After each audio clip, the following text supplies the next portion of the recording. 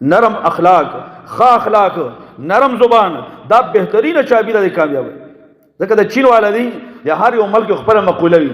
چین والا وی چې سړی اخلاق نرم نه وي، ژبه نرمه نه وي، خوږه نه وي، د دکان او تجارت دی نه کوي. دا د نرم اخلاق او رسول الله صلی الله علیه وسلم امت ته ادب کې دا بیان کړی دا.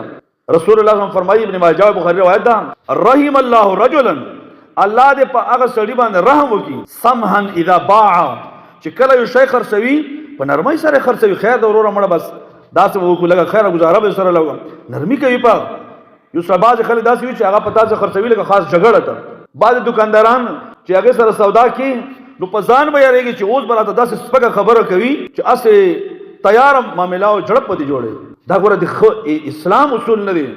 اسلام اصول الله دی رسول الله فرمایي رحم الله، الله دې په هغه سړي رحم وکړي، سمحا اذا باع، چې کله دې څه خرڅوي نو نرمه طریقې سره، او سمحا اذا اشترى، چانه تاخلي نو په نرمۍ باندې هغه سره نرمي کوي.